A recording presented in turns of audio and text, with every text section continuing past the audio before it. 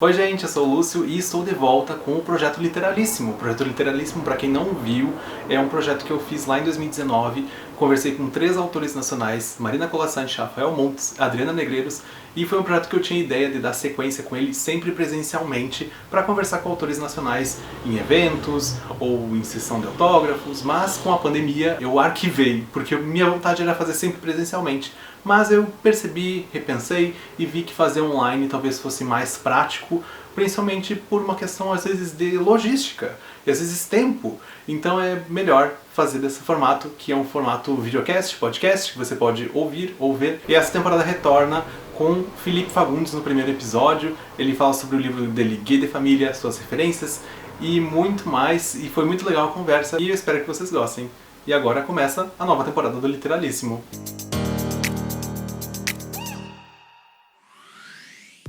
Felipe, seja muito bem-vindo ao Literalíssimo. O Literalíssimo está de volta nessa nova temporada e eu gostaria também agora de saber um pouquinho de como você chegou na literatura. Tu tem o livro Gay de Família, já está produzindo outros materiais, mas como que a literatura chegou até você?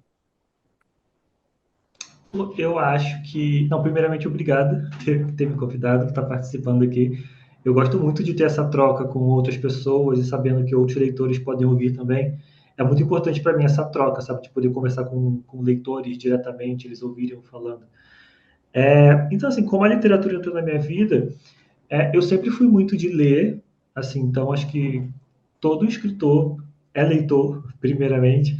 Então sempre gostei muito de ler, assim, desde a minha adolescência, na fase adulta também, então eu tô sempre lendo alguma coisa, sempre foi uma coisa que acho que é o meu hobby, sabe? Acho que de todos os hobbies que eu tenho, ler provavelmente é o meu favorito. E aí, de uns tempos para cá, eu comecei a criar esse hábito da escrita também. Então, por exemplo, só que eu sempre escrevi em blog, então já tem, sei lá, mais de 10 anos que eu comecei a escrever no blog. Então sempre tive essa coisa, não era ficção ainda, mas era, sei lá, blog pessoal, eu já tive blog literário. Então foram coisas que foram, acho que me levando para esse caminho que eu estou trilhando hoje. E aí eu comecei a criar algumas histórias, se eu não me engano foi em 2018, por aí, mas assim, era apenas no sentimento mesmo, não era nada profissional. Então eu publicava no Wattpad, que é uma plataforma de histórias, que qualquer um pode chegar lá e publicar uma história. O Wattpad, por exemplo, é uma plataforma que muita gente usa ainda hoje. Então, eu publiquei algumas histórias curtas no Wattpad, uns romances. Eu cheguei a participar de algumas coletâneas de editoras independentes. E acho que isso foi me levando até aqui, sabe? Só foi em 2021 que eu senti a vontade de criar realmente um trabalho profissional. Eu senti que eu já estava engatando já nas minhas histórias, tinha encontrado o meu ritmo. E eu falei, bom, quero colocar meu nome no mapa do mercado editorial, sabe? No radar, assim, pelo menos. E aí foi que eu tive a ideia de escrever o Guia de Família. Então eu acho que todo esse caminho de criar história no Wattpad, ter blog pessoal, então fui criando muitos contatos, fui aprendendo a escrever melhor, fui afinando, né, a minha escrita, e aí isso chegou no Guia de Família. E uma coisa que eu acho interessante do Guia de Família é como tu consegue criar a narrativa de uma forma muito linear e divertida. Eu acho que, na verdade, eu me surpreendia a cada capítulo quando ia chegando nos títulos longos dos capítulos, que os títulos divertidos, que muitas vezes eles estavam encaixados dentro de uma frase, mas dentro de alguma parte da história.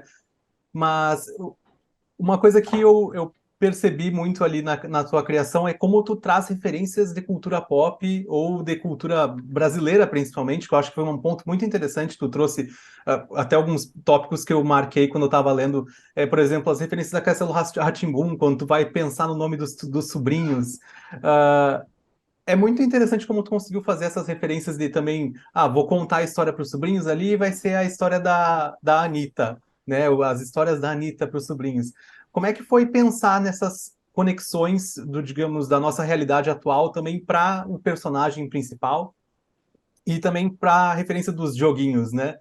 Que tu Sim. trazes, que eu acho muito divertido a forma como o jogo 1, jogo 2, jogo 3, né? Que é um jogo que no final do livro eu também fiquei pensando assim, fez falta saber o nome, às vezes, porque eu me divertia tanto quando era jogo 1, aí eu ficava lembrando, tá, é a mais velha. Aí eu ficava pensando qual é a organização dos personagens ali, eu achava muito bom isso. Gay de Família é uma história sobre um tio gay, né, que ele vira babá dos 3 sobrinhos por um final de semana, e inegavelmente é uma história que se passa no Brasil. eu sou um autor nacional, eu queria usar dessa minha característica para criar uma história que os leitores fossem se identificar. Então, lá em 2021, eu pensei, bom, eu quero criar uma história brasileira, sabe? Eu não quero escrever uma história que os leitores não vão saber se será que se passa nos Estados Unidos, será que se passa na Inglaterra, porque hoje o nosso mercado é dominado por ficção estrangeira. E assim, eu tenho várias ficções estrangeiras que são minhas favoritas, amo também ler, não tenho nenhum problema com isso. Mas é uma realidade que a maioria dos livros que são publicados hoje em dia são livros lá de fora. Então, uma coisa que eu queria escrever para ter destaque, sabe? Eu queria ter um destaque. Então, eu queria que o meu livro fosse o mais brasileiro possível. Eu queria que tivesse aquele gostinho de Brasil, que os leitores daqui do Brasil fossem ler e se identificar. Caramba, na minha família também é assim. Ou tem um amigo que é exatamente assim. Ou, entendi essa referência. Então, assim, o começo do Gay de Família já é uma piada com uma música sertaneja, né? Então, assim, o primeiro parágrafo já é essa piada. E eu gosto muito de ter colocado isso. Eu, particularmente, eu tenho uma dificuldade de situar as histórias numa cidade, por exemplo. Essa história vai se passar no Rio de Janeiro, vai se passar no Brasil. Eu não sou muito de ficar descrevendo as coisas, os lugares e tal. Você que leu deve ter percebido isso. Eu gosto de coisas muito mais diretas e de coisas de fazer piada e de fazer comédia. Mas Até se, descrever, se a gente vai pensar, basicamente a história é dentro do apartamento e no prédio, no condomínio ali, né? sim, exatamente. Que se você passar batido, poderia se passar em qualquer lugar, até nos Estados Unidos, por exemplo. Mas eu gostei. O meu jeito de colocar essa história se passando no Brasil, de deixar evidente que é o Brasil, foi colocar essas referências, porque são coisas muito do brasileiro. Então eles falam de novela, pode ter situação de futebol, são os cantores daqui, é o sertanejo, é a Anitta, é a Pablo Vittar. Então, eu propositalmente quis usar essas referências que a gente tem enquanto brasileiro, né? Tanto da cultura pop quanto da cultura popular, inserir na história, porque aí eu acho que o leitor consegue se identificar e fica óbvio assim, que é uma história do Brasil. E eu também não gosto muito de livros que eles usam uma referência pop, mas parece que fica batida a referência, ou ela perde o significado rápido, ou então ela não agrega à história. Eu não quis fazer isso, eu quis fazer uma referência que ela está tão intrincada na história que você nem sente direito que é uma referência à Uhum. cultura pop, sabe? Faz parte dos personagens, faz parte da construção deles. E eu acho também muito interessante isso que tu falou de não ficar batida, porque tu traz referências que são mais atuais, tu traz referências que são mais antigas, e mesmo que o leitor não tenha, digamos, essa referência de Castelo rá tim digamos assim, não é algo difícil Sim, de encontrar, né? Essa semana, por exemplo, o Glória Groove estava fazendo um especial do Dia das Bruxas vestido de Morgana do Castelo rá tim sim, Então, não são exatamente. coisas que estão desaparecendo, né? São coisas que estão sempre nas nossas referências. Eu sempre gosto de apostar nessas referências que eu considero que são meio que clássicas, assim, tá? Não é uma coisa que aconteceu ontem, sabe? Que eu vou referenciar no meu livro. Mas às vezes são coisas de anos atrás, tipo, sei lá, 5 anos, são coisas que estão meio. Mesmo que a gente não tenha acompanhado, estão no imaginário do brasileiro, sabe? Por exemplo, tem gente que não assiste novela hoje em dia, não tem o costume de ver novela da Globo e tal. Mas todo mundo sabe que as novelas existem, que elas são uma parte muito importante, às vezes, da vida de muita gente ainda, sabe? Que existe um público fiel ali das novelas que está ali sempre assistindo. Então eu gosto de apostar nessas coisas do brasileiro, assim. E eu acho que também as coisas como vão mudando os formatos, né? Também os formatos de consumo, como a gente também consome livro de outra forma, no caso do e-book, agora do audiolivro, que está cada vez mais popular. As novelas também ganharam, né, plataformas especiais e ganham versões especiais também Sim, que facilitam. Ah, voltando à questão do nome dos sobrinhos, ah, no, quando tu fala um pouco sobre a tua vida no final, naquela entrevista falsa no livro, ah, tu comenta que tem sobrinhos, né? sim. Tu também já teve alguma dificuldade de lembrar ou esquece, confunde o nome dos sobrinhos?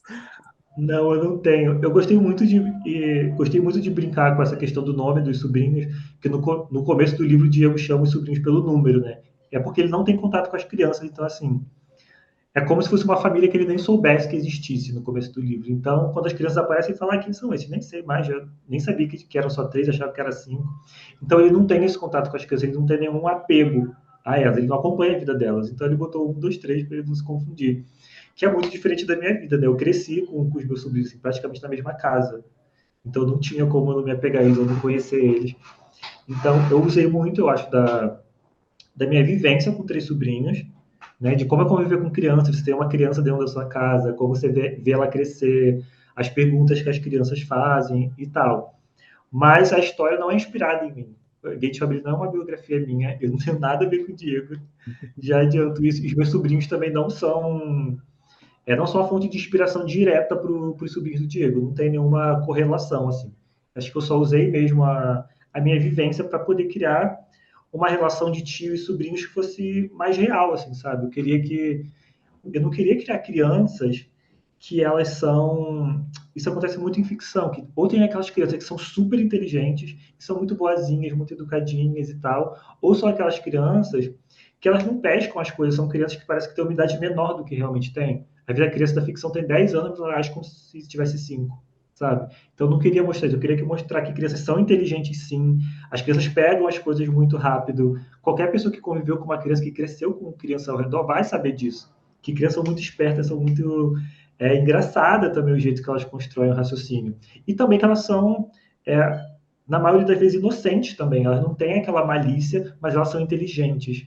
Então, eu acho que eu quis usar essa minha experiência com os meus sobrinhos para criar crianças reais que os leitores pudessem ler e se identificar e entender que crianças são assim, sabe? Não, eu acho incrível a parte da Esther, da parte do, no caso, conferindo a meteorologia e entendendo as Sim, explicações. Eu fiquei assim, achei muito divertido aquelas partes e também acho que é uma coisa da tua construção de narrativa mesmo, de conseguir ser uma narrativa fluida que tu fica interessado, achei cada vez mais rápido para entender o que vai acontecer com aqueles personagens, né? Que é uma, digamos, é um livro de 200 e poucas páginas, mas vai rápido. Eu me surpreendi, porque eu comecei a ler ele no fim de uma viagem, e eu cheguei em casa e continuei lendo, e simplesmente foi muito bom ler o teu livro. Ele foi muito divertido, uma companhia muito boa, que eu acho que é isso que às vezes a gente sente falta quando está lendo, de se sentir conectado, mesmo que as histórias não sejam exatamente correlacionadas com a nossa vida, a gente consiga se sentir conectado. E eu consegui fazer isso com o teu livro. Eu acho que, na verdade, tem toda uma questão que eu acho que tu já comentou algumas vezes de ter o nome gay de família no título da capa, que pode assustar algumas pessoas, ou até algumas pessoas se interessarem, mas não conseguirem levar o livro para casa.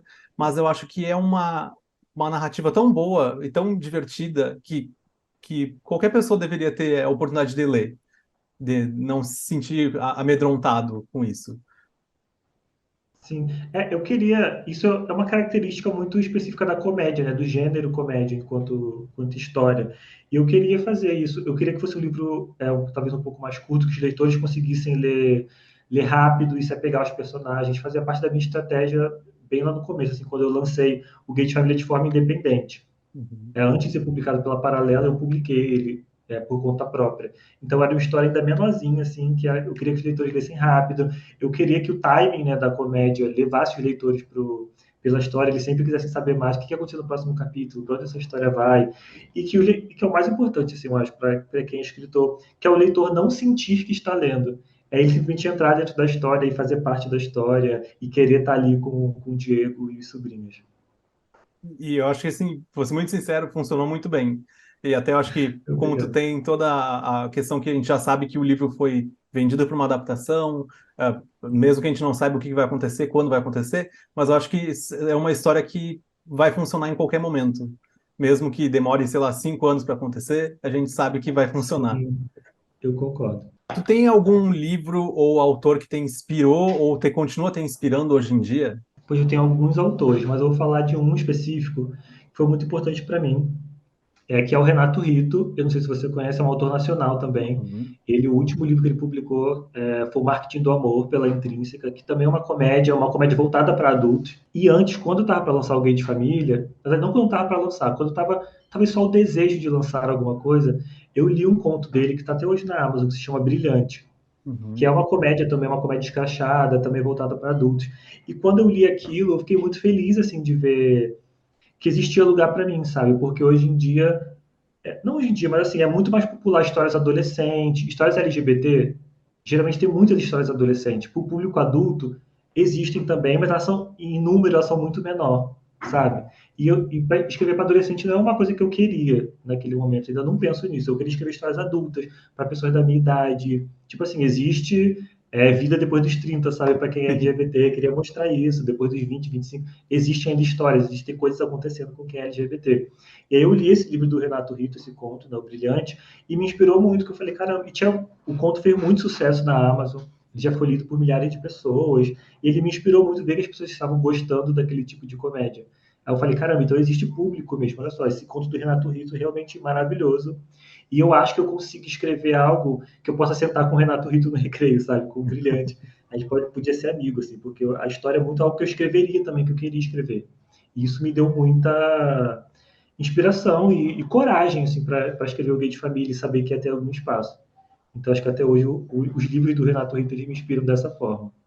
E eu acho que é também importante a gente sentir essa identificação, né? Não só como leitor, tu como leitor dele, mas também, digamos, como colega de trabalho, tu consegue, às vezes, dividir coisas que é difícil, às vezes, escrever ou ficar com uma dúvida também de como desenvolver uma história que às vezes fica parada, né? E tu consegue, como tu falou, gostaria de ser colega de colégio dele, né? De Sim, sentar e e conversar.